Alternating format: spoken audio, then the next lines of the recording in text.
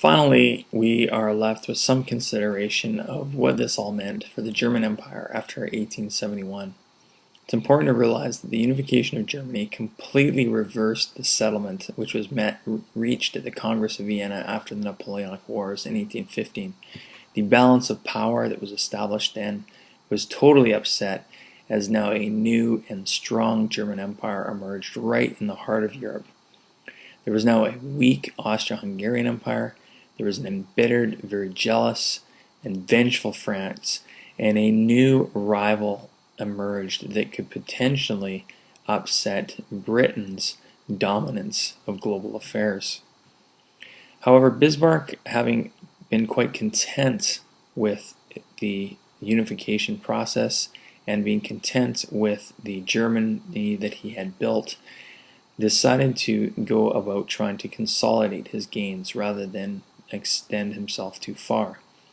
He wanted to avoid encirclement. In other words, realizing that he would always have an enemy of France, he wanted to maintain that he was always the 3 of 5 in a 5-power world. In other words, he needed to have an alliance with at least 2 other powers in the constellation of powers in Europe.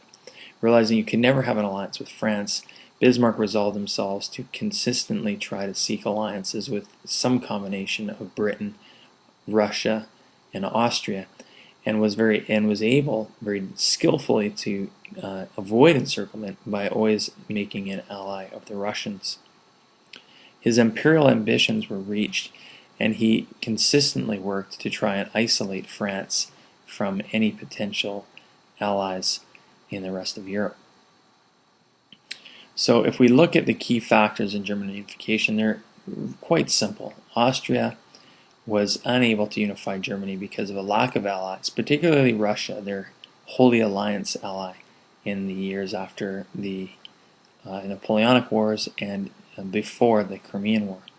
They had fought some very costly, exhausting wars in Italy.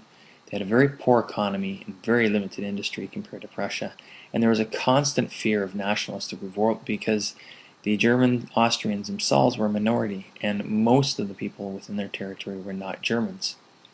Prussia, on the other hand, was the largest state in already what was a German confederation, unified through the Zollverein Economic Union Free Trade Zone. They were heavily industrialized, largely due to their acquisition of the Rhineland after 1815 as a reward for fighting against Napoleon. They had very strong military leadership and organization.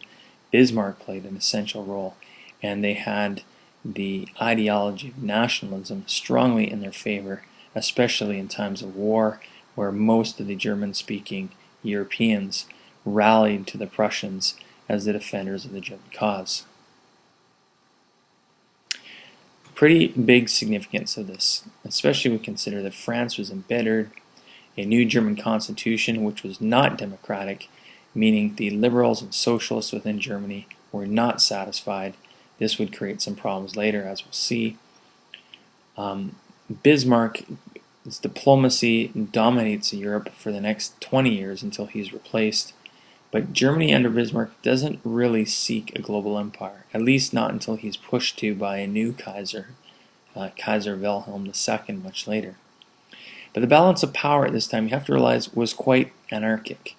Where it was quite simple in the days before, it was now quite out of balance.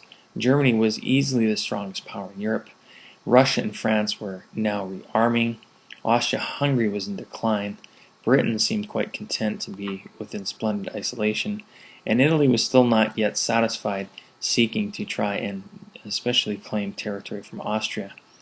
And in all of this, you had the Balkan states seeking independence from the Ottomans or from any of the other local powers in that region. And we'll see later it was the Balkans that was the spark for the First World War. So the key question now becomes the German question. Now that Germany was the strongest and Germany had risen right in the center of Europe, what role, what influence would this have on the states of Europe and indeed the entire world in the years to come? This was a question which would be answered in the 20th century.